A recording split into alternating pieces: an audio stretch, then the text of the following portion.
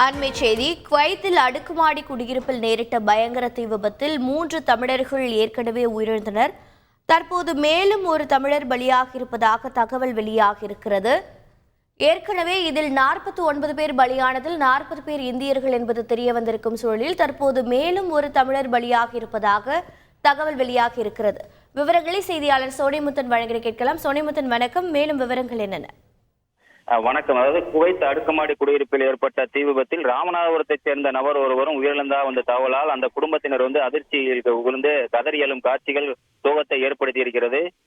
நேற்று குவைத் நாட்டில் இருக்கக்கூடிய ஒரு அடுக்குமாடி குடியிருப்பில் திடீரென தீ விபத்து ஒன்று ஏற்பட்டிருக்கிறது. இதில் இந்தியாவைச் சேர்ந்த ஏராளமான தீயில் கருகி உயிரிழந்ததாக கிடைத்த தகவல் பெரும் அதிர்ச்சியை ஏற்படுத்தியுள்ள நிலையில ராமநாதபுரம் பகுதியைச் சேர்ந்த ஒருவரும் அந்த தீ விபத்தில் சிக்கி உயிரிழந்ததாக தற்போது தகவலானது வெளியாகியிருக்கிறது. ராமநாதபுரம் மாவட்டத்தில் பெரும் அதிர்ச்சியை ஏற்படுத்தி இருக்கிறது.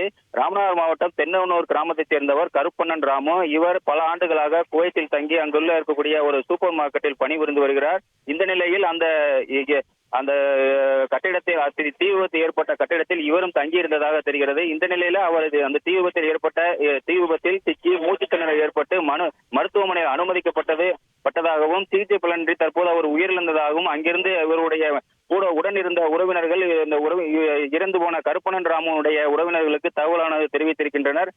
இந்த நிலையில அவரது மனைவி குருவம்மாள் மற்றும் மகன் சரவணகுமார் உள்ளிட்டோர் கதறி அழுது தற்போது அவருடைய உடலை மீட்டு இங்க ராமநாதபுரத்திற்கு தங்களுடைய இல்லத்திற்கு கொண்டு வருமாறும் கோரிக்கையானது வைத்திருக்கின்றனர். இந்திய வெளியுறவுத்துறை உடனடியாக விசாரணை நடத்தி அவருடைய உடலை உடனடியாக இங்கே கொண்டு வர நடவடிக்கை எடுக்க வேண்டும் எனவும் கோரிக்கை வைத்துள்ளனர். ராமநாதபுரத்தைச் சேர்ந்த நபர் ஒருவரும் இந்த அடுக்குமாடி குடியிருப்பில் சிக்கி உயிரிழந்த சம்பவம் சோகத்தை ஏற்படுத்தி இருக்கிறது.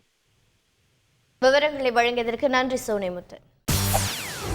செய்திகளை உடனுக்குடன் தெரிந்து கொள்ள உடனே சப்ஸ்கிரைப் பண்ணுங்க.